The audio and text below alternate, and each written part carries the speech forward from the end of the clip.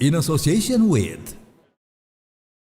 Selamat siang, selamat datang kembali di AgriFood Summit. Masih punya banyak tenaga ya Bapak dan Ibu untuk mengikuti sesi kedua kali ini, siang hari ini di AgriFood Summit sesi kedua. AgriFood Summit ini merupakan forum peringatan Hari Pangan Sedunia yang jatuh pada 16 Oktober. Dan di sesi kedua kali ini kami akan mengusung tema Indonesia Lumbung Pangan Dunia dari Hulu ke Hilir. Karena Presiden Prabowo Subianto telah menegaskan bahwa ketahanan pangan kita, ketahanan pangan Indonesia saat ini berada di posisi yang terkuat dalam sejarah. Stok cadangan beras kita tembus 4 juta ton. Produksi pangan kita naik hingga 50% dalam waktu 1 semester saja. Namun seperti tema pada sesi kedua kali ini, untuk menjadi lumbung pangan dunia bukan sekedar panen besar. Kita bisa panen beras besar-besaran, bukan sekedar itu. Tetapi juga bagaimana hasil bumi nantinya bisa dikelola, diolah dan distribusikan dengan adil, efisien dan berkelanjutan. Untuk itu dari hulu ke hilir, dari petani kecil di pelosok desa, hingga inovasi teknologi dan investasi besar di industri pangan, semuanya harus berjalan dalam satu irama, harus berkesinambungan. Dan untuk mencapai itu bagaimana caranya? Kita akan diskusikan pada sesi kedua kali ini bersama dengan para panelis yang telah hadir siang hari ini. Untuk itu saya akan mengundang para panelis untuk bergabung bersama saya di panggung. Yang pertama adalah staf khusus Menteri Bidang Kebijakan Pertanian Kementerian Pertanian, Dr. Insinyur Sam Herodian. Silakan Bapak Sam untuk bergabung bersama kami. Selamat siang. Apa kabar? Baik. Silakan Bapak. Bapak Sam nanti ini akan memberikan insight mengenai langkah konkret dan juga koordinasi lintas sektor agar cita-cita Indonesia, cita-cita kita semua sebagai lumbung pangan dunia bisa menjadi gerakan nyata karena butuh berkesinambungan tadi dari hulu ke hilir. Kemudian selanjutnya akan saya panggilkan Direktur Supply Chain PT Pupuk Indonesia, Bapak Robi Setiabudi Majid. Silakan Bapak bergabung bersama saya di panggung. Selamat siang Bapak, apa kabar? Terima kasih. Bapak sebelah sini. Sebelah sini, iya. Nah selanjutnya saya akan panggilkan Direktur Utama PTPN 3 Persero, Bapak Denaldi Mulino Mauna untuk ikut bergabung bersama kami. Selamat siang Bapak, apa kabar Pak? Sehat ya Pak? Silakan Bapak. Dan kemudian saya akan panggilkan Direktur Utama Perumbulok, Ahmad Rizal Ramdhani. Bapak silahkan untuk bergabung bersama kami pada siang hari ini. Halo Bapak, apa kabar? Terima kasih telah bergabung bersama kami.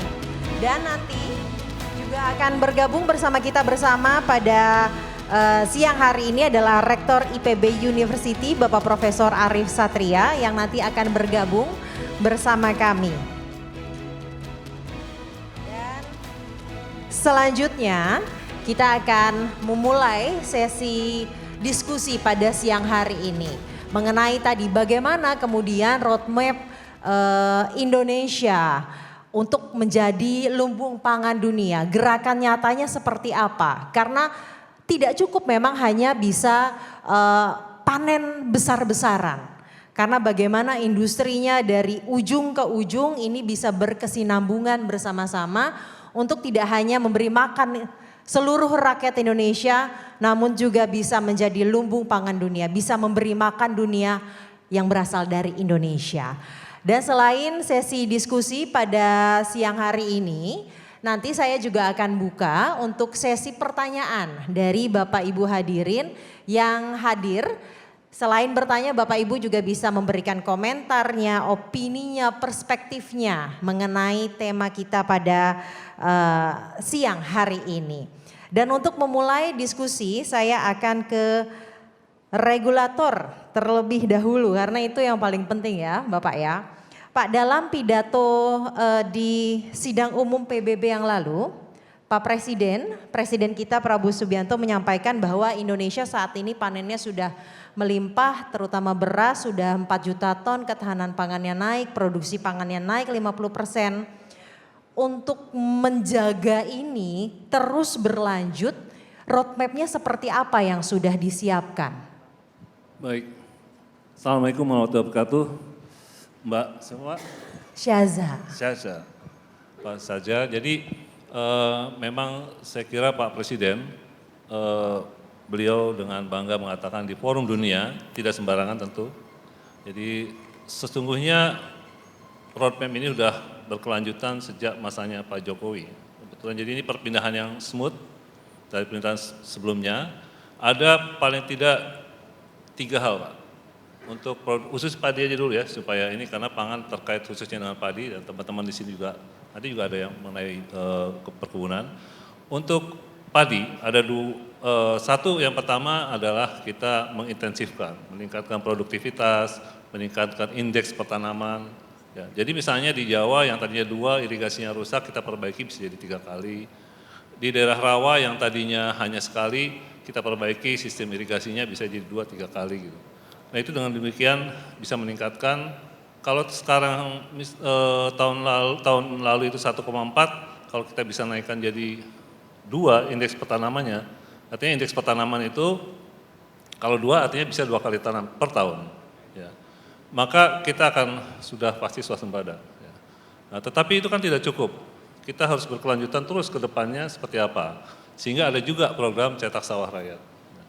Nah kalau sudah ada ini produksinya banyak tentu harus disiapkan, maka bulog juga disiapkan. Nanti lebih detail akan disampaikan oleh Pak Dirut, tetapi kita semua sudah disiapkan. Ya.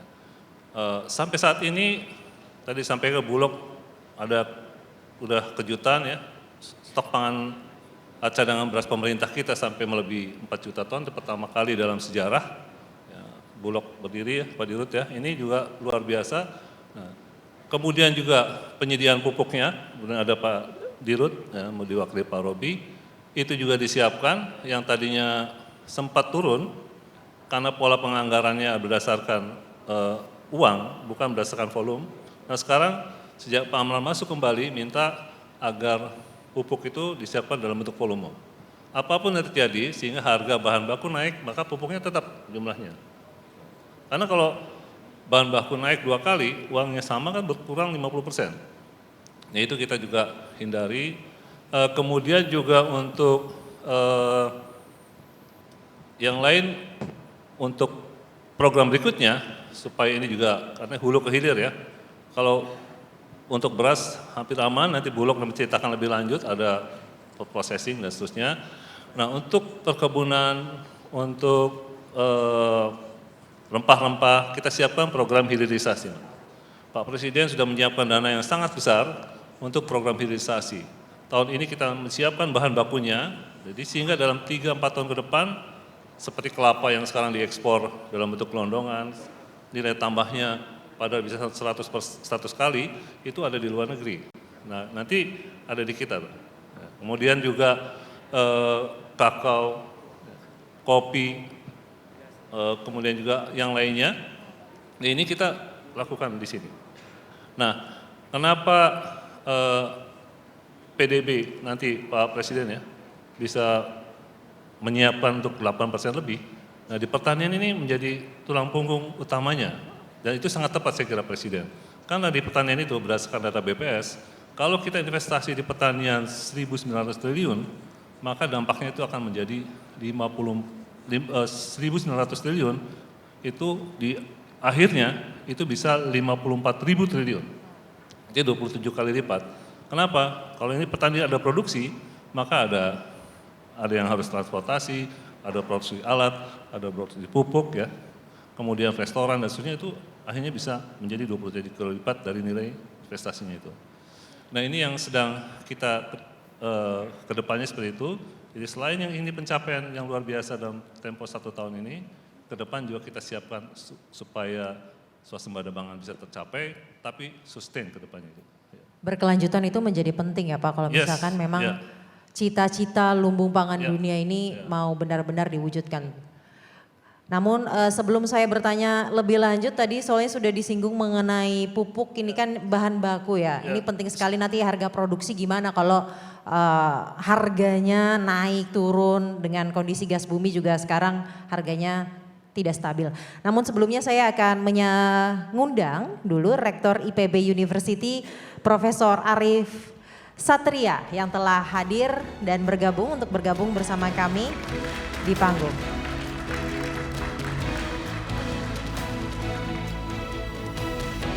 Selamat siang Bapak, silakan.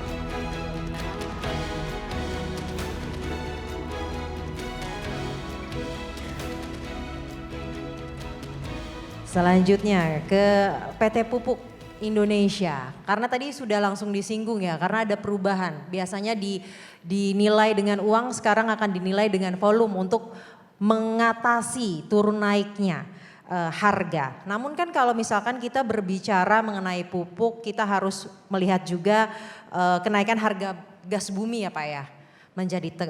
Terus menjadi tekanan. Gimana kemudian Pupuk Indonesia bisa menghitung kemudian mengantisipasi dampaknya terhadap biaya produksi tadi. Biar volumenya juga terus bisa terjaga gitu, tapi biaya produksinya nggak melambung tinggi. Skema subsidi HGBT ke depan akan seperti apa biar agar bisa menopang produktivitas nasional Pak? Terima kasih Mbak Saza, yang saya hormati rekan-rekan panelis, Prof. Sam dari Kementerian Pertanian, Prof. Arief dari IPB, Pak Den dari PTPN, Pak Rizal dari Bulog. Pertama-tama saya mau mengkomentari, saya ini excited lihat tema besar dalam diskusi kita siang hari ini sangat-sangat menarik. Jadi bagaimana upaya Indonesia dapat menjadi lumbung pangan global. Kami dari Pupuk Indonesia meyakini bahwa upaya-upaya dan langkah-langkah awal menuju ke arah sana sudah terlihat. Dan menurut kami dari Pupuk Indonesia juga kita sudah berada di jalur yang benar. Nah, hal tersebut juga didukung oleh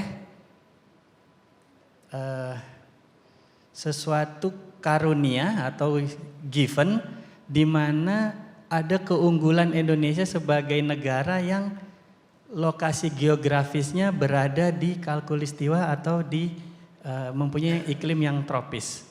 Kita mempunyai tanah yang subur, dengan tanah kita berada di iklim yang tropis, petani bisa tanam sepanjang tahun, bisa panen juga sepanjang tahun. Nah, kondisi yang sudah baik ini jika ditambah lagi dengan penyempurnaan unsur-unsur input usaha taninya, ini dapat menjadi suatu lompatan besar di bidang ketahanan pangan. Nah, dari Kementerian Pertanian, pemerintah, dari Kemenko Bidang Pangan ini sudah banyak program-program yang mengarah ke sana.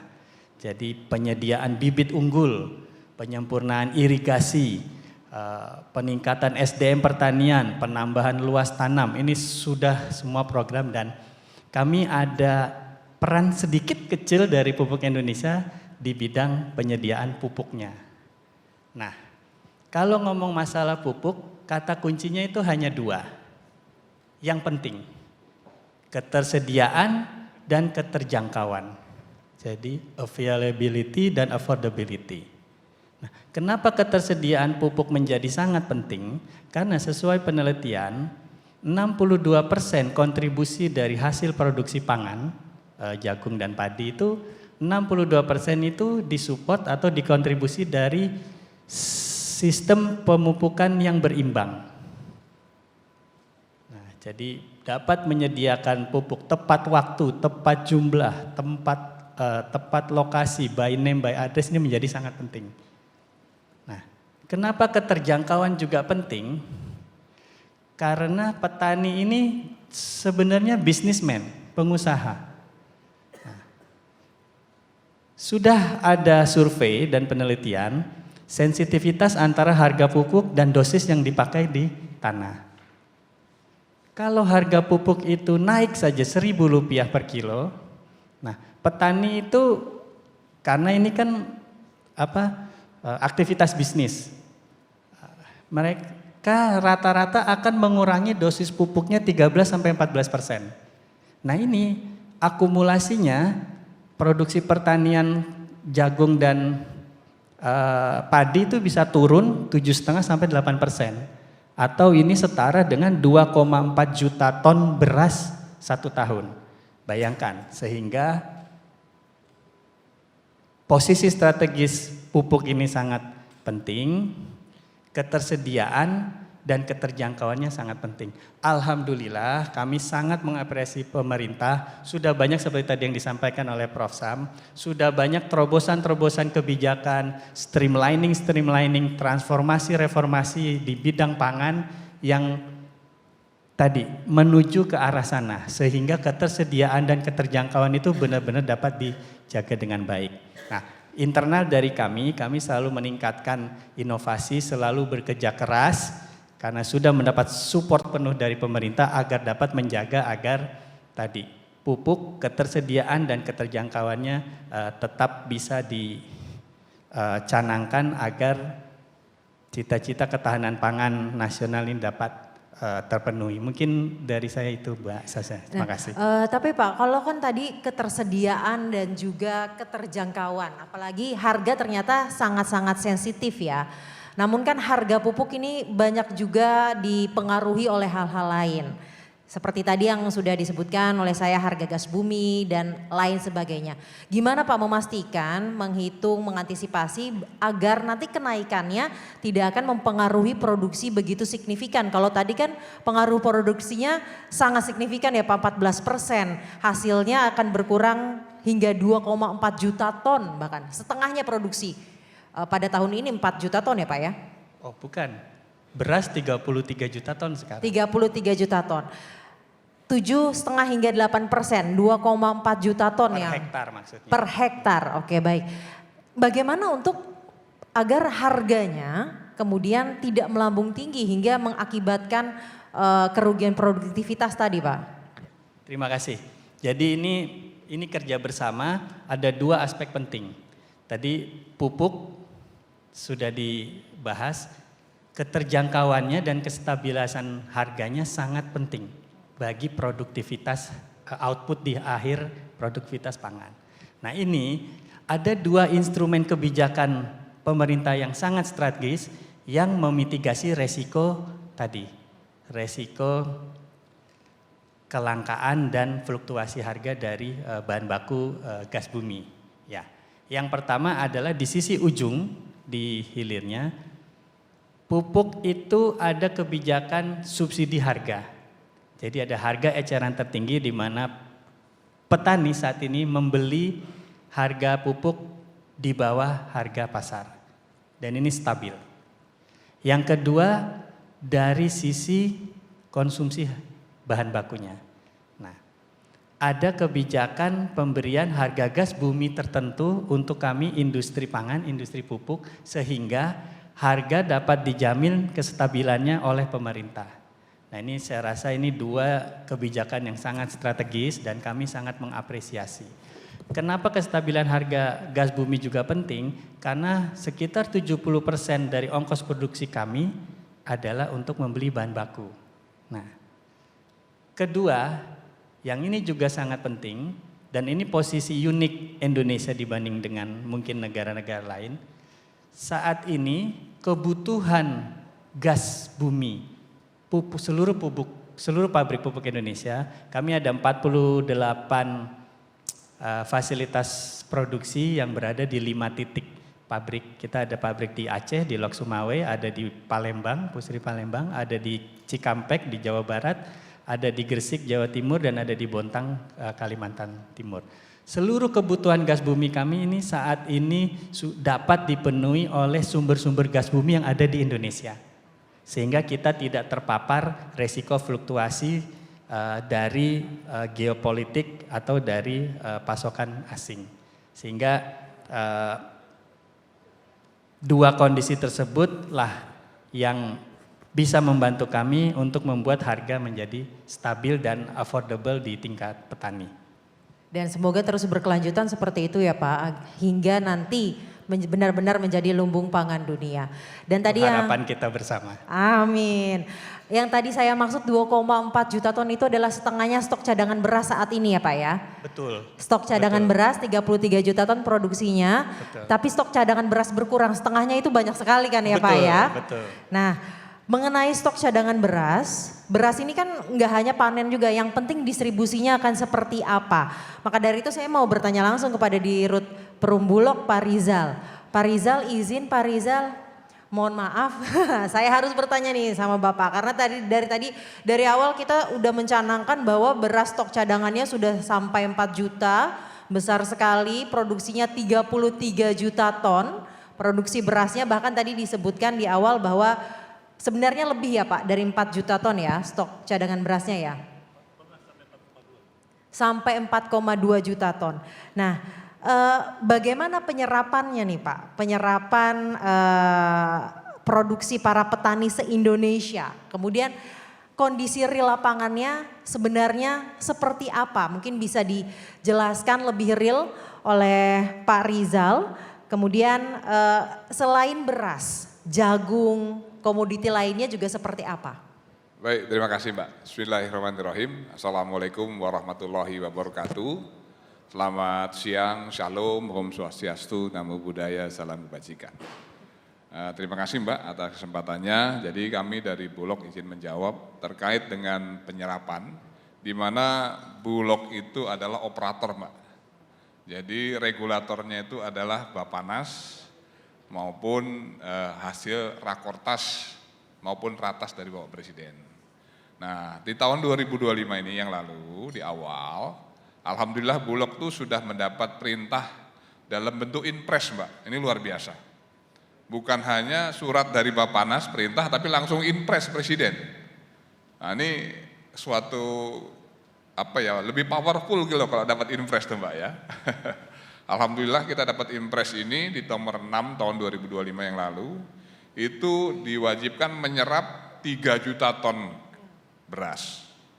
Nah 3 juta ton beras ini alhamdulillah Mbak, kemarin di bulan Juli itu terserap 3 juta ton lebih, yaitu 3 juta 12.112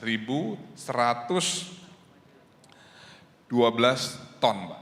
Ini melebihi dari 3 juta bahkan. Nah, ini dan dalam sejarahnya Indonesia merdeka dari 1945 ini baru tahun ini Mbak bisa nyerap 3 juta ton.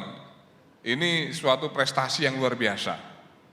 Dan belum pernah Bulog itu nyerap di atas 1 juta dari dulu, belum pernah Mbak. Baru kali ini nyerap sampai 3 juta, ini suatu apresiasi kenaikannya yang luar biasa. sangat eksponensial ya. Dari sebelum 1 juta sampai sekarang 3 juta tiba-tiba langsung ya Pak. 3 juta nih Pak.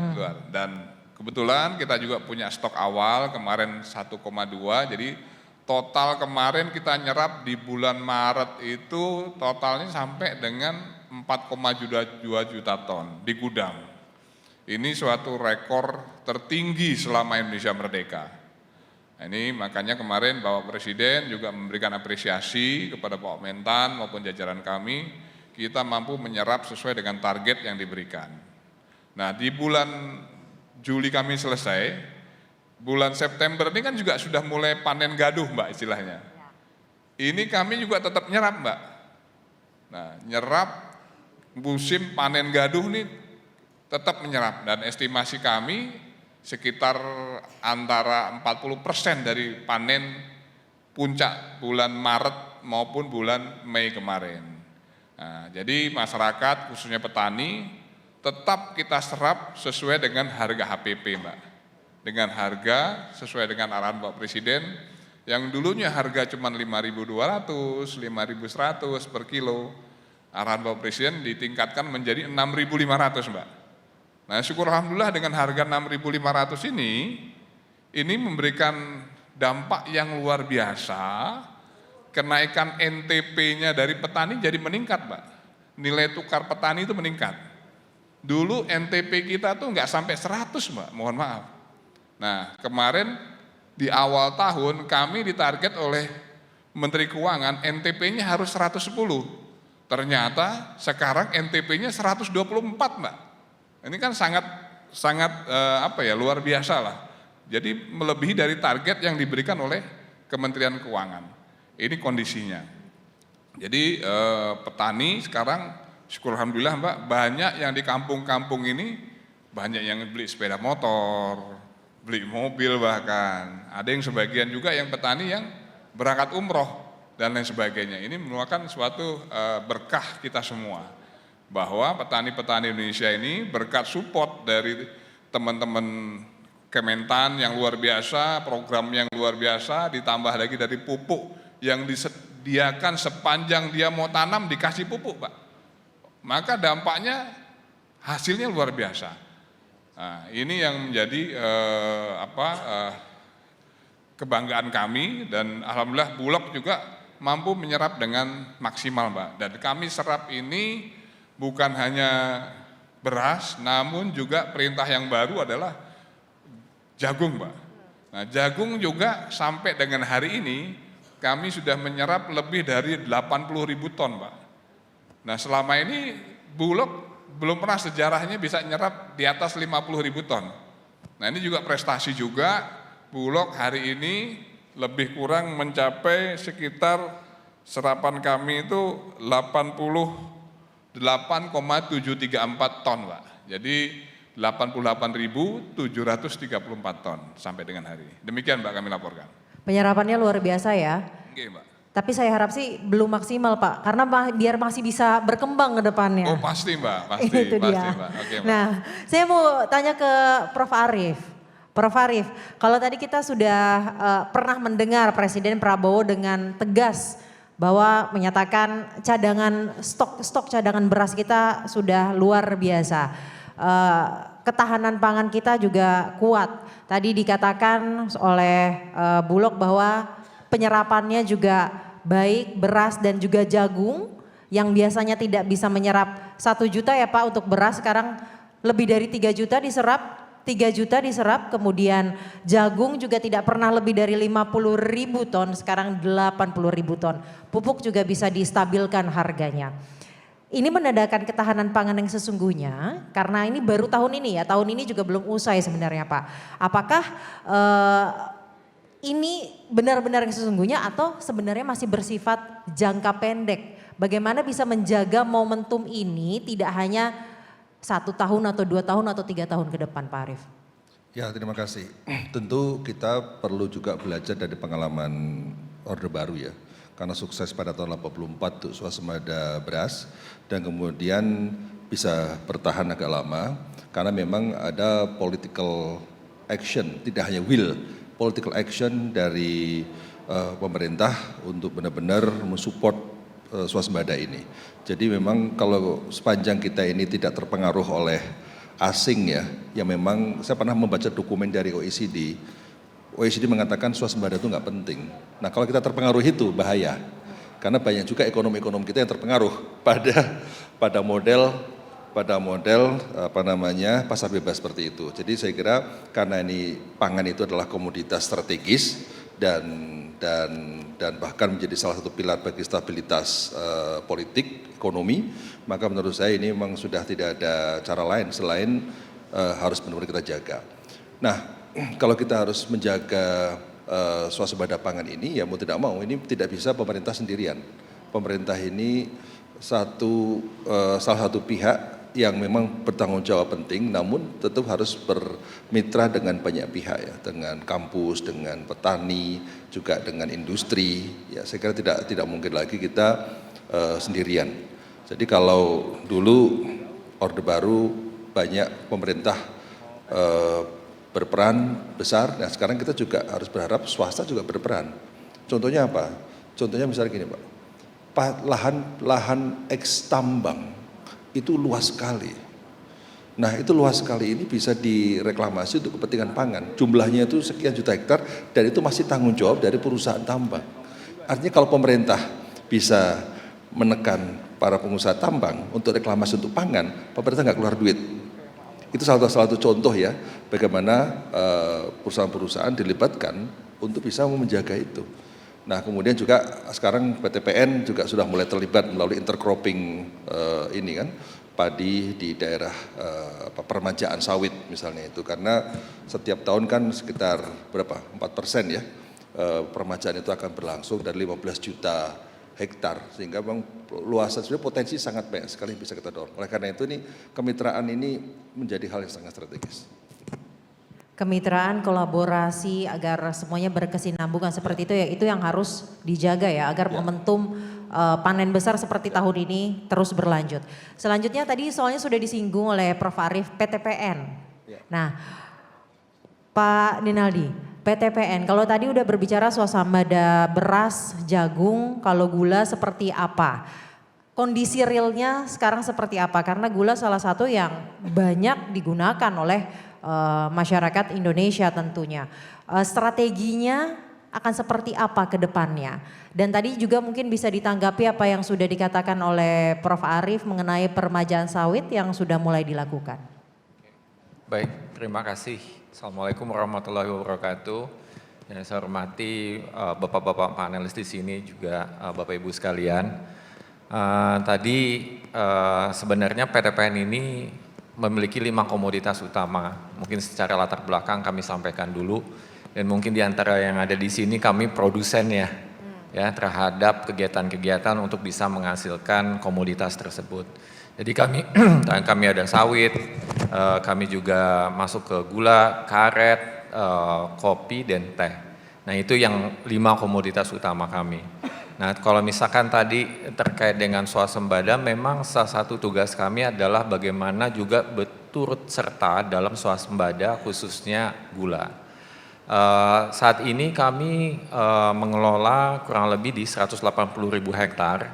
Kalau dilihat secara nasional mungkin kontribusi kami itu sekitar 30-35%, di mana 70% daripada 180.000 hektar itu sebenarnya petani.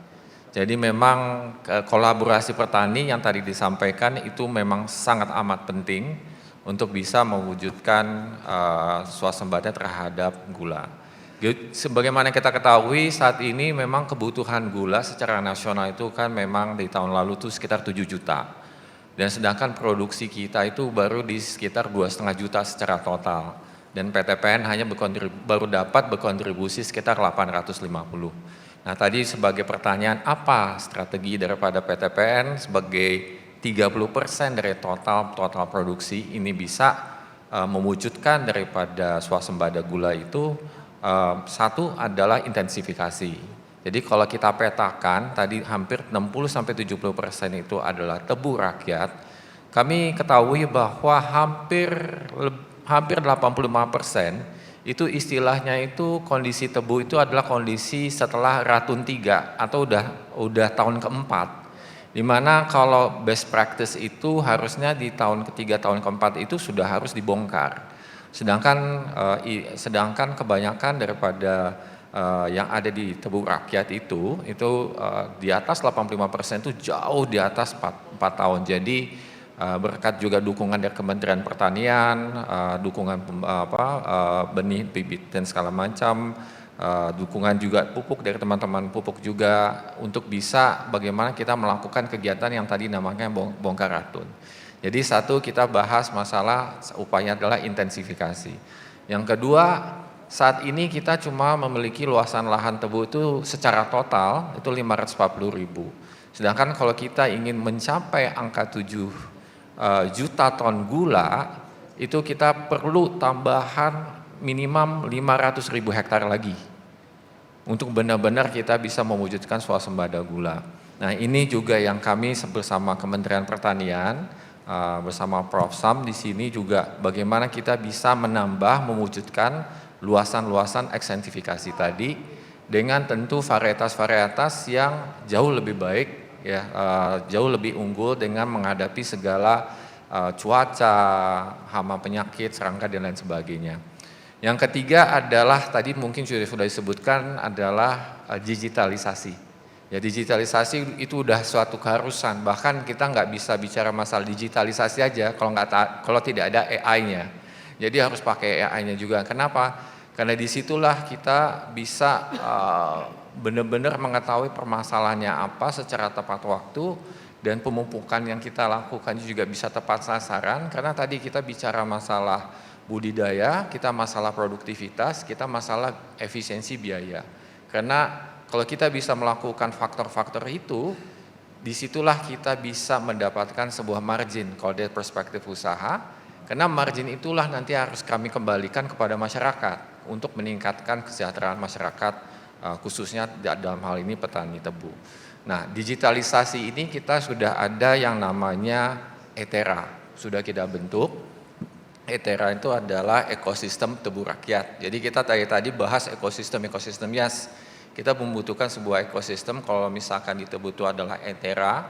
Jadi di situ dalam satu aplikasi itu kita udah bisa menghubungkan antara pabrik gula kami, petani, penyedia dana dalam ini perbankan, dan juga vendor saprodi termasuk teman-teman dari pupuk dan juga off-taker teman-teman dari Bulog, semua ada dalam satu aplikasi itu supaya tadi bisa cepat, bisa efisien dan lain sebagainya.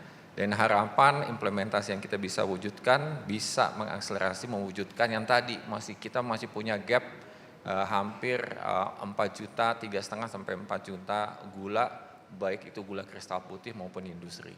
Mungkin itu secara singkat.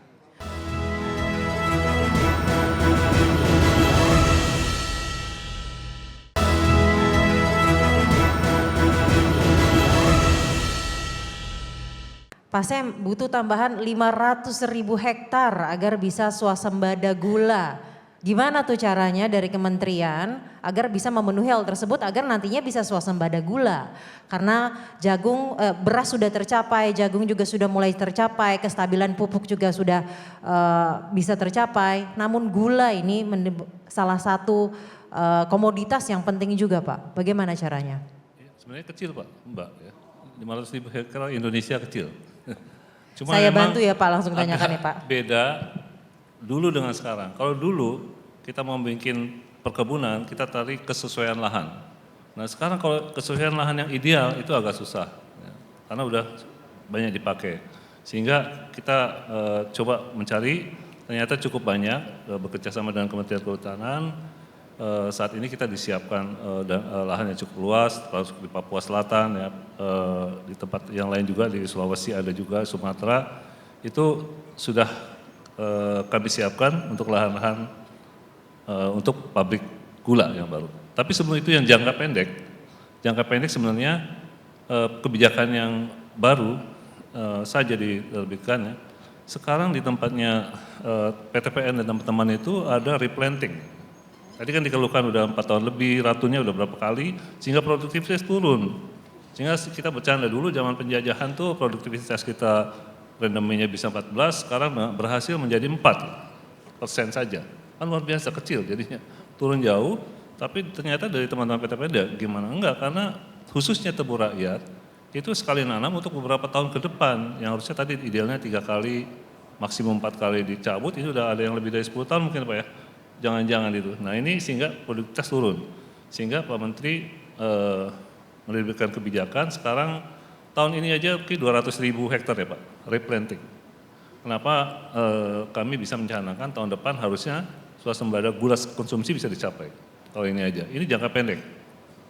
Kemudian jangka menengah depannya, tadi kita siapkan lahannya, siapapun yang ingin berinvestasi di gula, untuk kebun tebu, itu dipersilakan lapor aja ke Kementerian Pertanian, itu kami siapkan lahannya.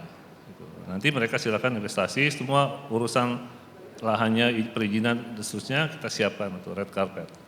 Jadi mudah-mudahan ke depan untuk yang 7 juta itu bisa kita penuhi lah. Tapi untuk jangka pendek konsumsi tahun depan bahkan kita insya Allah udah tidak perlu impor lagi. Sudah ditanyakan langsung ya Pak, bisa dipenuhi katanya Pak. Satu lagi kebijakan yang tadinya belum ada, pupuk untuk tebu yang tadinya ZA ya Pak. ZA yang tadinya tidak ada, kita adakan. Karena itu menentukan kualitas dari rendemen gula. Jadi kita adakan kebijakannya tadinya nggak ada, jadi ada. Sehingga kita optimis tahun depan bisa lah swasembada. Kemudian Pak Sem tadi tanggapannya dari pernyataan Pak Arief bahwa kerjasama dengan swasta, kemudian pemanfaatan lahan bekas tambang ya Pak Araif ya, itu akan seperti apa Pak? Ya, pasti Pak Rektor, ini karena pemerintah itu nggak mungkin bisa bekerja sendiri. Seperti tadi menyiapkan lahan itu tidak harus PTPN atau tidak harus pemerintah yang untuk mendirikan pabrik. Siapapun yang berminat itu kita fasilitasi, khususnya para investor baik dalam maupun luar negeri ya. Khususnya dalam negeri lah kita fasilitasi, tapi kalau luar pun welcome ya, untuk khususnya tadi ya bicara gula, bahkan untuk yang lain juga kita siapkan gitu Mbak. Baik, saya sekarang mau ke Bulog dulu Pak, karena swasembada beras sepertinya sudah mulai perlahan bisa kita capai ya Pak ya, dan akan terus berlanjut kita pertahankan seperti itu. Namun stok nasional ini aman secara agregat. Tapi di tingkat lokal tentunya masih banyak kendala-kendala, keluhan-keluhan yang dialami ya Pak ya di lokal. Misalnya gudang jauh, distribusinya kurang cepat, stoknya rusak. Strateginya gimana Pak? Biar bisa memperpendek rantai logistik, terutama ke daerah-daerah yang terpencil. Baik. Terima kasih Mbak. Syukur Alhamdulillah, sekarang Bulog ini sedang mentransformasi Mbak. Sedang mentransformasi Bulog yang lebih responsif, progresif, dan akuntabilitas. Ini yang kami lakukan, termasuk juga dengan penyehatan badan Bulog ke depannya. Di mana sesuai dengan arahan Bapak Presiden, diharapkan Bulog tuh kembali performanya seperti zamannya Pak Bustanil Arifin Pak. Harapannya Bulog itu akan lebih powerful, tidak hanya mengurusi beras, tapi juga mengurusi 9 bahan pokok nasional. Ini ke depannya. Itu kaitan dengan itu, maka kami namakan sekarang Bulog sui generis, yaitu menggabungkan antara fungsi operator dengan fungsi regulator ke depannya, sehingga Bulog ke depannya bisa menjadi lebih powerful. Kaitan dengan kendala-kendala yang di lapangan tadi Mbak itu, alhamdulillah juga kami mempermudah khususnya untuk penyerapan gabah. Kami dengan melibatkan seluruh stakeholder, baik teman-teman PPL yang di lapangan, dari teman-teman pertanian, dan melibatkan teman-teman Babinsa Mbak, Bintara Pembina Desa maupun Babin Kamtipmas, yang mereka dekat dengan para petani sehingga kami dapat menyerap gabah langsung di lapangan Mbak. Ini konsepnya yang sekarang kami lakukan. Kemudian dengan konsep ini sudah terbukti Mbak, sekarang kami sudah bisa menyerap lebih dari 3 juta ton. Ini sudah terbukti dan efektif. Namun kaitan dengan ke depan akan adanya Koperasi Desa Merah Putih, bentukan dari Bapak Presiden. Nah, ke depan konteks ini akan kami rubah konsepnya. Nanti petani dibeli oleh Koperasi Merah Putih dan kami akan beli dari Koperasi Merah Putih. Dengan harapan dengan adanya keberadaan Koperasi Desa Merah Putih yang di masing-masing desa itu hidup mereka. Nah, jadi ada keuntungan di koperasi, ada juga keuntungan di petani, sehingga seperti itu. Dan kami lebih mudah untuk mengkoordinirnya lewat Koperasi Desa Merah Putih ke depannya seperti itu. Itu kaitan dengan masalah penyerapan.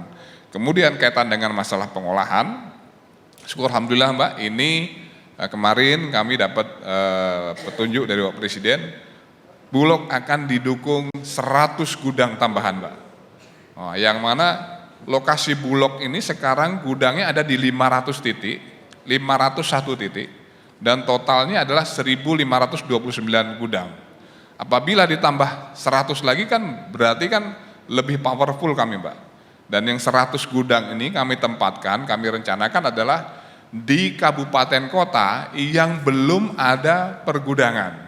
Sehingga memperpendek jarak rentang penyaluran gabah-gabah maupun yang akan diolah.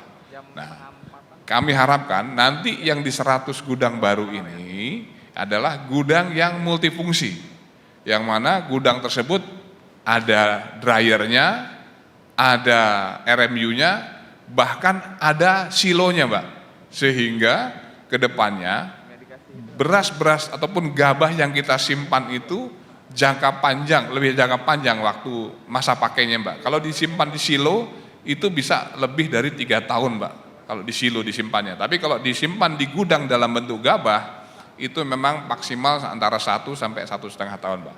Ini upaya-upaya kami, dan yang berikutnya kaitan dengan pemasaran, yaitu seperti beras SPHP maupun beras bantuan pangan yang sudah kami lakukan.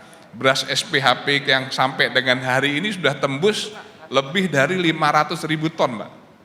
Dan ini per hari kami jual SPHP ini ke pasar, salurkan maksimal di antara range-nya antara 5.000 ton sampai 6.000 ton per hari. Ini kami lakukan.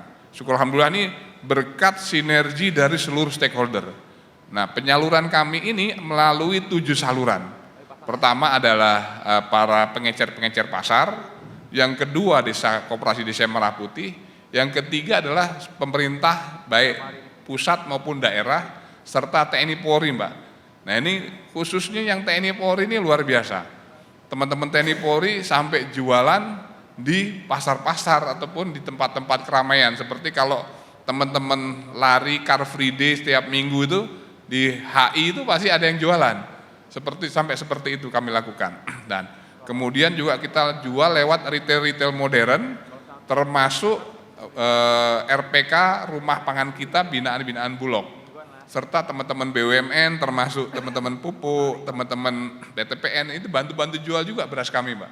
Ini yang kami lakukan. Tujuannya untuk melaksanakan perintah dari pimpinan, yaitu mensukseskan ketahanan pangan. Demikian Mbak. Baik, luar biasa distribusinya benar-benar dicoba untuk diperpendek ya Pak ya. Kalau tadi distribusi beras, saya mau ke distribusi pupuk. Karena kalau tadi Pak Robi mengatakan ada 2 yang penting, ketersediaan dan juga keterjangkauan. Kalau dari pupuk sendiri, bagaimana Pak strateginya untuk memperpendek rantai distribusi tersebut, jaringan kiosnya diperkuat, kemudian juga mungkin masalah-masalah distributor yang belum efektif ini jauh lebih diefektifkan. Terima kasih Mbak Saza. Jadi tadi seperti yang disampaikan oleh Prof. Sam, jadi sudah banyak gebrakan-gebrakan, perbaikan-perbaikan, transformasi dari sisi regulasi yang mempermudah, mempercepat, membuat lebih pasti petani untuk mendapatkan pupuk. Nah, salah satu yang benar-benar transformatif adalah dengan dikeluarkannya Perpres 6 tahun 2025. Dulu distribusi pupuk itu harus melewati 4 layer. Ada dulu yang nama istinya lini 1, lini 2, lini 3, lini 4 baru diterima oleh petani. Nah, dulu petani tidak bisa dari awal tahun mendapatkan pupuk. Karena ada 145 perangkat peraturan, baik itu peraturan kementerian lembaga, peraturan tingkat provinsi tingkat 1, tingkat 2 itu yang harus ada dulu, harus ditandatangani dulu oleh seluruh pejabat yang berwenang, baru pupuk itu bisa diantar ke petani. 145 peraturan. Ya. Nah, dengan dikeluarkannya Perpres 6 itu semua dipangkas. Sekarang hanya ada 1 peraturan turunan yang harus diikuti, yaitu Permentan 5 tahun 2015 tahun 2025. Nah, isi peraturan itu apa? Membuat kami sebagai produsen pupuk lebih fleksibel, bisa mengantarkan pupuk sampai dengan ke petani. Jadi 4 lini itu dipangkas semua. Saat ini kami produsen langsung mengantarkan pupuk ke titik serah. Nah, karena aturannya sudah dibuat bagus, dibuat fleksibel, kami internal berbenah diri.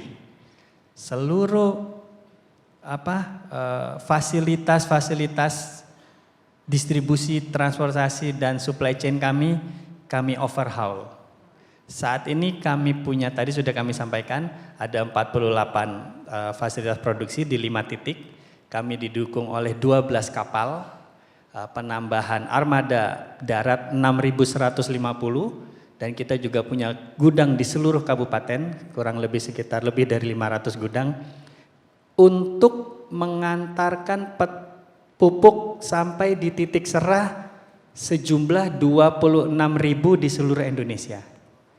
Nah, dan semua itu didukung oleh teknologi informasi dan digitalisasi. Mungkin teman-teman sudah dengar yang namanya e-pubers. Ya, jadi di kios itu sudah digital. Yang penting petaninya terdaftar, pesan pupuk, pencet-pencet aplikasi, difoto, langsung pupuknya keluar, langsung datanya tercatat masuk ke Kementerian Pertanian sehingga secara real time tahu serapan pupuk itu sudah berapa ton. Jadi per kemarin, saya belum lihat lagi per hari ini, itu sudah lebih dari 6 juta ton serapan pupuk di seluruh Indonesia. Dan kami perkirakan sampai dengan akhir tahun ini akan lebih dari 8,2 juta ton. Nah, ini serapan pupuk tertinggi dalam 3 tahun terakhir, dan ini semuanya berkat atau sumbangsi dari tadi overhaul regulasi yang benar-benar dibuat sangat streamlining. Dan rekor awal tahun ini 2025, 1 Januari sudah ada transaksi pupuk. Jadi petani langsung bisa membeli pupuk di tanggal 1 Januari. Nah, kalau dulu ada anekdot pupuk langka, pupuk susah dicari, sekarang pupuk mencari-cari petani. Nah, ini sekali lagi kami sangat mengapresiasi keberpihakan dari pemerintah terhadap yang mengadres langsung isu substansial di distribusi pupuk. Nah, tentunya kami sebagai operator harus siap. Nah, tadi kita sudah menambah armada, menyiapkan sarana dan prasarana, sehingga alhamdulillah sampai saat ini serapan pupuk ini tertinggi dibandingkan 3 tahun terakhir. Kalau dibandingkan tahun lalu kita sudah 112%, dan ini juga inline dengan produksi tanaman pangan yang juga memang di 3 tahun terakhir ini juga tertinggi di 3 tahun terakhir. Jadi sekali lagi kami sangat mengapresiasi perubahan-perubahan kebijakan yang dilakukan oleh pemerintah sehingga pupuk bisa diterima tepat waktu, tepat jumlah, tepat lokasi, tepat penerima, tepat jenis. Nah, ini hal-hal yang perubahan-perubahan yang saya rasa cukup substansial, dan mungkin multiplier efeknya sampai ke ujung proses produksi, yaitu tadi cadangan beras kita bisa meningkat dan sebagainya dan sebagainya. Terima kasih. Ketersediaan dan keterjangkauan tadi tercapai lah Pak ya. Betul. Baik, kalau tadi beras sudah, pupuk sudah, gula. Pak Denaldi, kalau gula distribusinya seperti apa? Tidak hanya gula, mungkin komoditas-komoditas lain yang juga ditangani oleh PTPN, ada sawit, karet, kopi, teh, namun khususnya gula seperti apa? Baik, terima kasih. Tadi memang kalau kita bahas masalah proses, logistik, dan lain sebagainya itu adalah suatu komponen biaya yang memang harus kita tangani secara tepat dan cepat. Kuncinya memang tadi sudah sampaikan sama teman kami juga dari pupuk, memang digitalisasi itu udah sesuatu hal yang nggak bisa kita hindarkan. Nah, namun sebelum itu, beberapa waktu yang lalu PTPN pun juga melakukan transformasi secara internal. Mungkin kalau Bapak Ibu ketahui, dulu ada 14 PTPN. PTPN 1 yang ada di Aceh, PTPN 14 yang ada di Sulawesi. Itu kita melakukan transformasi supaya perusahaan-perusahaan ini akan dibentuk berbasis komoditas. Jadi nanti saat ini sudah ada 14 itu menjadi 3 subholding. Ada 1 subholding itu khusus sawit. Jadi semua dari hulu hilir sawit itu ada dalam 1 perusahaan. Sama juga dengan gula. Jadi kalau dulu dibayangkan bahwa kita punya 7 PTPN yang saling berdekatan dan juga sama-sama memiliki sumber tebu dari tebu rakyat, itu mereka saling bersaing. Bahkan mereka bisa membuat harga dan segala macam menjadi berantakan saat itu. Nah, sekarang kita udah konsolidasikan. Itu kita lakukan di tahun 2021 dan 2022. Dan yang kedua adalah tadi Etera yang kita bangun di sini, yang di mana kita padukan antara seluruh stakeholder yang terkait di sini. itu benar-benar memangkas mulai dari proses, waktu, pembiayaan, kebutuhan. Jadi apa yang dibutuhkan oleh para petani ini, apakah butuh dari bahan bakunya, apakah butuh daripada pupuknya, apakah butuh untuk dijual, itu semua ada di situ di dalam satu aplikasi. Jadi itu kita lakukan khususnya buat tebu. Dan buat sawit dan komoditas yang lain secara transparan kami juga punya bursa komoditinya, KPBN namanya, itu yang kita lakukan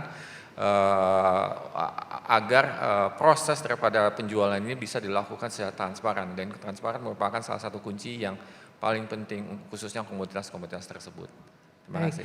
Prof. Arief, bagaimana nih? Kita kan tadi sudah mendengarkan ya bahwa lahan ini juga akan dibuka oleh kementerian, regulasi yang tumpang tindih juga dipangkas agar bisa mempermudah distribusi dan lain sebagainya, produktivitas meningkat dan lain sebagainya. Apakah visi lumbung pangan dunia ini benar-benar realistis? Kalau realistis, kapan kira-kira kita bisa mencapai lumbung pangan dunia jika momentum seperti ini bisa dijaga? Pertama, saya optimis ya. Jadi kalau tadi saya sampaikan baru 2 hal faktor yang bisa mendorong kita ini swasembada. Pertama adalah political action, strong leadership. Kedua adalah ekosistem kolaborasi. Yang ketiga inovasi teknologi, yang keempat human capital. Nah, peran kampus itu adalah pada yang 2 terakhir ini, inovasi. Nah, kita ini sudah ada 145 varietas unggul, 15 diantaranya untuk padi. Ada 3S, 11S, sekarang 15S yang tahan salinitas, kemudian juga lahan tahan naungan, kemudian tahan lahan masam, kemudian lahan kering 9G, ada 10G. Jadi produktivitas kita kurang lebih 12 ton per hektar. Kalau 12 ton per hektar itu harus kira-kira 2 kali lipat nasional, rata-rata nasional. Katakanlah naik 30% aja rata-rata, itu berarti ada tambahan 30% dari 30 juta ton, 9 juta ton. Jadi saya yakin kalau inovasi-inovasi yang ada di kampus dengan Kementan dan sebagainya digabung bersama-sama, itu 40 juta ton itu sesuatu yang bisa dicapai. Apalagi sebenarnya sekarang ini produktivitas padi di kita itu tertinggi di ASEAN, nomor 2 setelah Vietnam. Thailand itu di bawah kita. Ya. Nah, jadi dengan kita ini sudah bisa menghasilkan inovasi, dan inovasi yang kami lakukan di IPB bukan inovasi lokal. Kami sudah kembangkan, coba ini lihat petanya. Di lebih dari 26 provinsi. Kemudian mengapa ini bisa terjadi? Ya karena support dari Kementan. Karena apa? Karena padi IPB kami produksi 9G saja. Pak Mentan minta saya produksi 5.000 ton. Saya bilang 3.000 dulu deh. Tahun depan saya sanggup 5.000. Dengan 3.100 ton, artinya IPB sudah memproduksi itu setara dengan 1,2 juta ton gabah kering panen. Artinya 1,6% dari total produksi nasional itu dikontribusi oleh IPB dari varietas unggul kita. Nah saya bayangkan kalau varietas unggul kita disebarkan lebih masif lagi, safety itu akan naik. Tapi bagaimana meningkatkan itu? Butuh pendampingan. Nah penyuluhan ini salah satu problem. Karena apa? Varietas baru butuh teknik budidaya baru. Teknik budidaya baru butuh pendampingan dari kampus, dari penyuluh dan sebagainya. Nah oleh karena itu kita perlu sekali lagi berkolaborasi untuk hilirisasi. Inovasi sudah selesai. Sekarang hilirisasi, percepatan. Saya terima kasih Pak Mentan langsung support ke IPB. 3.000 saya beli, tahun depan 5.000 saya beli. Nah kalau menteri kayak gini semua kan enak. Tugas kita apa? Riset, memproduksi. Nah tinggal syukur-syukur kalau Bulog mau investasi di benih, itu lebih bagus lagi. Benih-benih IPB diproduksi massal untuk bisa mensupport kebutuhan nasional. Nah kemudian yang kedua adalah AWS, Automatic Weather Station. Kita punya inovasi dan sekarang kami baru sanggup 100 titik di Indonesia. Itu sistem informasi cuaca yang applicable untuk para petani. Sekarang petani-petani yang di lokasi di mana kita ada sudah menggunakan itu. Kapan panen, kapan dia akan menanam, semua sudah menggunakan data yang sangat dengan akurasi 90% lebih. Dan sekarang bahkan anak-anak orang desa, saya kemarin berkunjung ke sana, tahu nggak? Mereka tidak hanya untuk bertani, juga untuk kondangan. Ketika mau menghajatan, tanya dulu kepada Pekades dan penyuluh, cuaca minggu depan gimana nih? Kalau dulu kan meramal cuaca kan dengan melempar pakaian ke atap genting. Sekarang sudah menggunakan apps oh minggu depan akan hujan jam sekian, kalau gitu hajatan diajukan. Itu sudah artinya literasi teknologi terkait dengan iklim sudah berjalan. Dan kami sudah coba di 1000 ton, 1000 hektar untuk padi ini kurang lebih produktivitas naik 32%. Jadi artinya apa? Kalau kampus turun ke lapang, riset kemudian turun ke lapang, bermitra dengan banyak hal, itu insya Allah akan berkembang. Itu baru untuk padi Mbak ya. Yang kedua pupuk. Nah ini pupuk IPB bisa dibeli juga oleh Pupuk Indonesia. Kami Profibio, ini keunggulannya apa?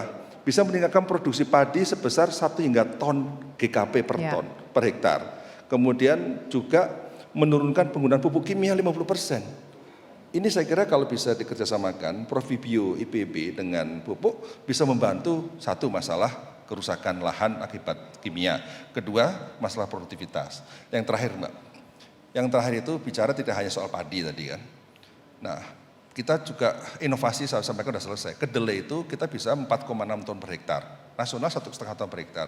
Masalahnya apa? Masalahnya harga.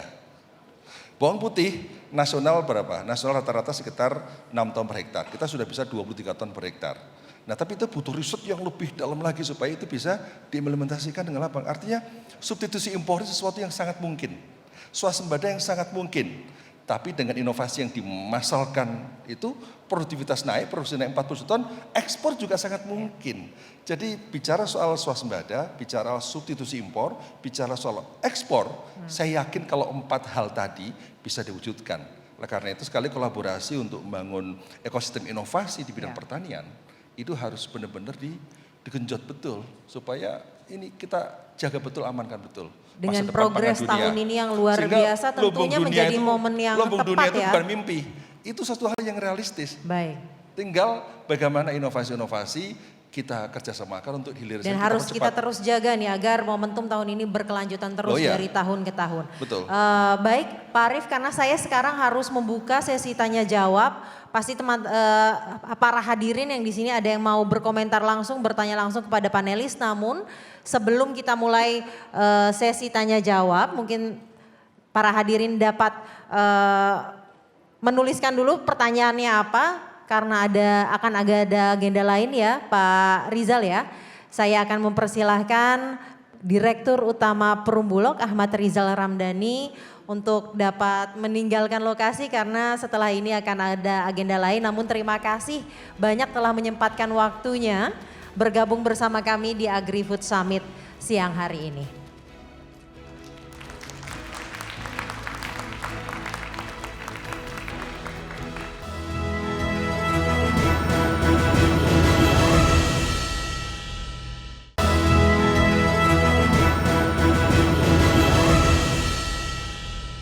Dan setelah ini saya akan membuka sesi tanya jawab bagi para audiens yang ingin bertanya. Mau bertanya, mau berkomentar, mau menyampaikan opininya bisa disampaikan langsung kepada para panelis yang masih bergabung di sini siang hari ini. Saya sudah buka, silakan Bapak. Terima kasih. Assalamualaikum warahmatullahi wabarakatuh. Nama saya Jumantoro, Ketua Asosiasi Petani Pangan Indonesia. Kami sangat apresiasi penjelasan dari Bapak-Bapak sekalian, terutama kepada Pupuk Indonesia, di mana saya juga Ketua Kelompok Tani bisa merasakan bagaimana kemudahan mendapatkan akses pupuk subsidi. Cuman kita ke depan berharap ketegasan kepada titik serah apabila ada pelanggaran, tentunya tidak ada lagi pembinaan, tapi pembinasaan, biar petani tidak dirugikan. Yang kedua, kepada Pak Profesor, tadi bagaimana menjelaskan hasil penelitian yang katanya bisa 12 ton. Realita Pak yang kami dapat dari teman-teman seluruh Indonesia, sosialisasi tentang produk yang berkualitas mampu meningkatkan produksi masih sangat minim sekali. Sehingga kita berharap ke depan hasil penelitian yang dilakukan oleh perguruan tinggi benar-benar bisa terimplementasi nyata. Sehingga petani tidak semakin menderita tapi semakin jaya. Kepada Departemen Pertanian harapan kami bagaimana ke depan penguatan kelembagaan kelompok tani tidak hanya sekedar nama dan papan nama tapi menjadi sebuah pendorong terwujudnya lumbung pangan dunia berbasis kearifan lokal. Terima kasih. Assalamualaikum. Waalaikumsalam warahmatullahi wabarakatuh. Terima kasih Pak Jumantoro, mungkin bisa langsung ditanggapi kepada tadi ya pupuk Pak Robi, bagaimana Pak ketegasannya di titik serah nih Pak? Terima kasih. Makasih Pak Jumanto ya. Ya. Jadi semua hal, semua penyimpangan yang berdampak pada mempengaruhi tujuan akhir kita menuju ketahanan pangan atau menyusahkan mitra kami petani itu kami tindak tegas. Jadi kemarin sudah terindikasi ada sekitar dari 26.000 titik serah di seluruh Indonesia, kemarin sudah ada 2.039 titik serah yang kita bekukan dan ditindak tegas. Nah, ini juga salah satu revolusi, salah satu transformasi yang saya rasa sangat penting. Dulu titik serah itu hanya kios. Saat ini sesuai Perpres dan Permentan baru, yang bisa menjadi titik serah tidak hanya pengecer, Gapoktan bisa menjadi titik serah. Jadi silakan kalau teman-teman Gapoktan, ketua Gapoktan ingin membantu kami dalam mendistribusi bisa mendaftar sebagai titik serah. Pokdatan sekarang untuk kebutuhan pupuk subsidi untuk sektor perikanan juga bisa menjadi titik serah. Dan yang paling penting saat ini koperasi juga bisa menjadi titik serah. Kami yakin 26.000 titik di seluruh Indonesia itu masih belum memadai. Nah, kami mengajak Koperasi Desa Merah Putih, Koperasi Kelurahan Merah Putih yang memang berminat dan memang di daerahnya belum ada pengecer, itu sangat welcome bisa menjadi titik serah. Jadi Pupuk Indonesia menindak tegas adanya penyimpangan-penyimpangan yang dilakukan oleh teman-teman mitra kami di titik serah. Dan alhamdulillah kami ini dibantu informasinya, kerjasamanya, sinerginya dengan teman-teman seluruh aspek teman-teman di lapangan. Dari PPL, petani, kepala dinas setempat, pemerintah setempat ini semua bahu-membahu mengawasi, memastikan bahwa tidak ada penyimpangan-penyimpangan yang terjadi atau tidak ada hak-hak petani yang dilanggar. Terima kasih. Baik, selanjutnya langsung ke Prof. Arief, sosialisasi produk berkualitasnya ternyata belum optimal, bagaimana Pak? Baik, kita ini ada platform ya, aplikasi IPP Innovation bisa dibuka, bisa di-download. Kedua IPP Digitani, itu petani 24 jam bisa konsultasi ke IPP gratis. Dan kami punya banyak program di lapangan seperti One Village One CEO, itu 1043 desa. Bagaimana alumni fresh graduate IPP atau mahasiswa tingkat akhir ke lapang bawa inovasi, buka akses pasar, akses modal, sehingga sebagian mereka sekarang sudah bisa ekspor. Ya, jadi misalnya mereka bisa sekarang baru kemarin ini ada ekspor kopi, ada ekspor ubi jalar, ini mahasiswa kita semua dari program yang kita lakukan, termasuk produksi beras rendah glikemik. Jadi selama ini orang makan nasi takut gula, sekarang kita sudah bisa produksi beras dengan rendah glikemik. Itu dari program One Village One CEO yang kita lakukan. Yang kedua, kita juga membina petani lingkar kampus. Ada 700 petani di agribisnis teknologi park kita, di ATP kita.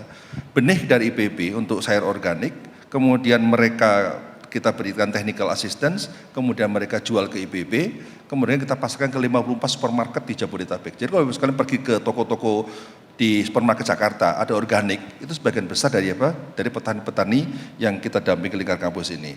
Dan yang terakhir, dari petani-petani kita dampingi, sebagian mereka sekarang sudah menjadi eksportir. Jadi sekarang ini kalau Anda lihat di gambar ini, bahwa peta ekspor kita, jadi inovasi-inovasi IPB, sebagian sekarang sudah bisa diekspor. Next slide. Bisa diekspor ya untuk termasuk pupuknya, termasuk untuk pepaya, kemudian juga termasuk untuk telur, kemudian nanas, kemudian ada lagi kopi, cabai dan sebagainya. Ini bagian dari upaya kita tidak sekedar bagaimana mendorong inovasi untuk kebutuhan nasional, tapi kebutuhan nasional sudah terpenuhi, kita harus sudah mulai memikirkan tadi lumbung pangan dunia, berarti harus sudah mulai menginisiasi pelaku-pelaku kita untuk bisa memasuki pasar ekspor supaya sudah terlatih soal mutu, terlatih soal persaingan, kompetisi, punya daya kompetisi yang kuat. Nah, dengan demikian maka pelaku-pelaku ke depan saya optimis ini bisa kita semakin akselerasi kemampuannya untuk bisa menjadi pelaku agar lumbung dunia itu bisa tercipta dengan pelaku-pelaku human capital yang ada saat ini maupun inovasi-inovasi yang dikembangkan di dalam kampus. Ada website yang dapat dibuka 24 jam, program pendampingan juga IPB akan Digital di platform, aplikasi. di platform, aplikasi. Ya, Baik. sekarang lari era aplikasi semua, Baik. tidak berbagai website. Dan Aplikasi. tadi pertanyaan ketiga dari Pak Jumantoro kepada Kementan, penguatan kelompok tani seperti apa Pak Sam? Baik, ketemu lagi Pak Jumantoro, masih ingat ya. Baik, saya ingin juga menambahkan yang lain seperti penindakan Pak. Lapor saja kepada PPL Pak. Kan Bapak tahu ya, Pak Mentan tidak ada ampun lagi bagi siapapun yang main-main dengan distribusi pupuk penjualan. Begitu tahu ada harganya lebih, langsung kita tindak Pak. Nah nanti kita minta PHC untuk menutup, dalam hitungan detik langsung ditutup Pak. Ya Pak ya, karena udah online lah. Jadi gitu Pak Jumantoro. Kemudian sosialisasi Pak Rektor tadi bawang putih kita sedang mau swasembada Pak Rektor.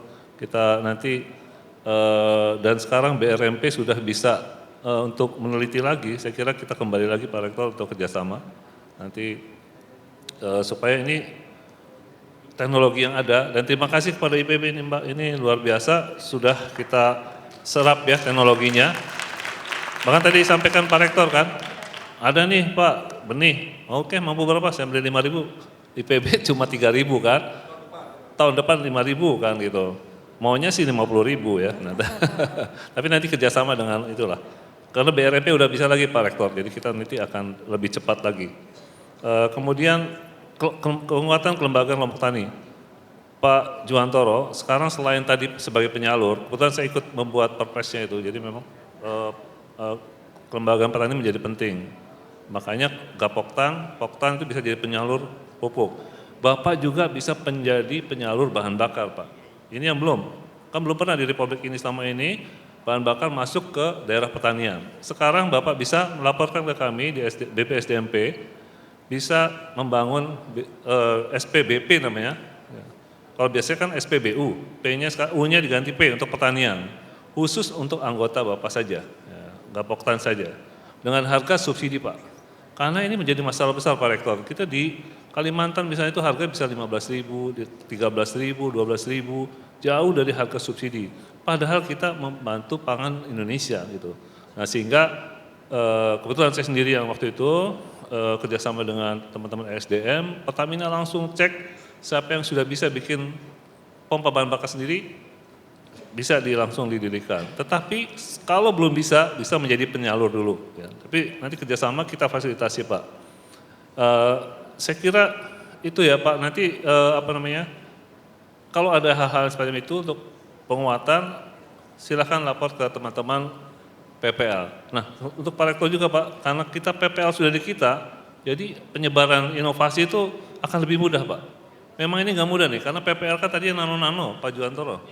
Pengetahuannya kan beda-beda, sekarang begitu dinasionalkan, kita satukan minimal standar pengetahuannya harus sama seluruh Indonesia gitu. Itu Mbak, terima kasih. Baik, terima kasih Bapak. Pak Jumantoro sudah terjawab ya semuanya. Namun sayang sekali saya harus langsung menanyakan closing remarks dari masing-masing panelis pada siang hari ini.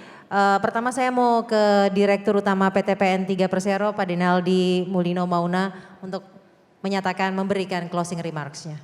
Oh, closing remarks, oke.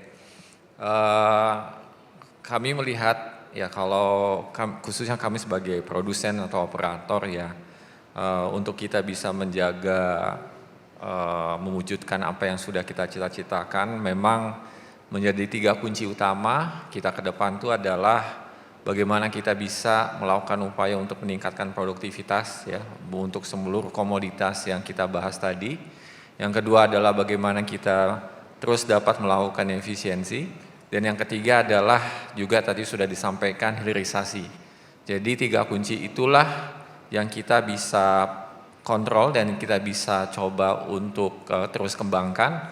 Karena yang namanya komoditi itu adalah berfluktuasi. Harganya bisa kapan saja naik turun. Sedangkan kami punya tugas juga bagaimana cara kegiatan-kegiatan budidaya perkebunan ini khususnya untuk juga bisa mensejahterakan masyarakat. Mungkin itu, makasih. Baik, terima kasih Bapak, dan selanjutnya saya persilakan Prof. Arief untuk memberikan closing remarks. Ya, kekuatan inovasi itu pada riset. Dan riset itu sangat tergantung kepada infrastruktur, human capital, anggaran, dan juga fasilitas, serta 5 ekosistem.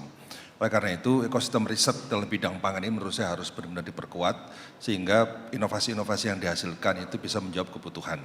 Yang kedua, memang inspirasi itu bisa dengan kata-kata, tapi lebih baik dengan karya, agar pertanian kita semakin jaya. Terima kasih. Baik, terima kasih dan selanjutnya saya persilakan Pak Robi untuk memberikan closing remarks-nya. Terima kasih. Jadi dalam konteks menuju ketahanan pangan, tadi seperti yang saya sampaikan, Indonesia ini sudah berada di jalur yang benar dan sudah melakukan langkah-langkah awal yang sudah hasilnya terlihat. Nah, tapi pekerjaan masih belum selesai, kerja keras di depan masih panjang, masih banyak yang harus kita lakukan. Bukan waktunya ini saat ini untuk menikmati capaian-capaian, tapi kita masih harus bekerja keras. Dan saya setuju dengan Prof. Arief, sinergitas dan koordinasi dan jalinan komunikasi di 3 pilar utama, pemerintah sebagai regulasi, universitas ini sebagai tungku dari inovasi, dan kami dari industri ini 3 hal ini kalau bisa bersatu ini akan mempermudah pekerjaan besar kita dalam mengawal ketahanan pangan. Baik, terima kasih dan last but not least Pak Sem, silakan closing remarks-nya. Baik, terima kasih Mbak. Presiden Prabowo telah menjadikan pertanian menjadi visi utamanya. Nah, ini kesempatan bagi Indonesia untuk membangun menjadi lumbung pangan dunia. Ini menjadi kesempatan yang sangat besar dan sangat baik. Dan tadi dengan kolaborasi, dengan inovasi, ya, dengan fasilitasi regulasi yang baik, insya Allah ini bisa dapat kita capai dalam tempo yang secepat-cepatnya. Terima kasih.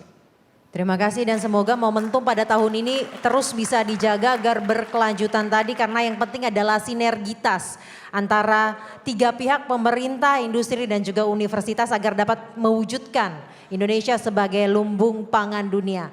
Sekali lagi terima kasih staf khusus Menteri Bidang Kebijakan Pertanian Kementan RI Bapak Sam Herodian, kemudian Direktur Supply Chain PT Pupuk Indonesia Persero Bapak Robi Setiabudi Majid, Direktur Utama PT PN 3 Persero Bapak Denaldi Mulino Mauna, dan juga Rektor IPB University Profesor Arief Satria telah bergabung bersama kami dan memberikan diskusi dan insight-insight yang luar biasa yang semoga bisa memberikan insight juga kepada masyarakat bagaimana roadmap ketahanan pangan Indonesia agar bisa sama-sama mewujudkan Indonesia sebagai lumbung pangan dunia. Karena perjalanan menuju lumbung pangan dunia bukanlah jalan yang instan, dibutuhkan reformasi menyeluruh dari tata kelola lahan, pembiayaan, riset, teknologi, sampai distribusi dan perdagangan global. Butuh kolaborasi lintas batas, pemerintah, swasta, industri, akademisi, dan juga petani. Karena lumbung pangan sejatinya bukan hanya tentang swasembada saja, tetapi tentang kedaulatan dan kemakmuran bagi seluruh rakyat Indonesia. Terima kasih kepada para panelis dan seluruh peserta. Mari kita lanjutkan kerja besar ini bersama-sama dari hulu ke hilir untuk masa depan pangan Indonesia. Kita semua rakyat Indonesia bersama. Saya Syaza Wisastro, sampai jumpa.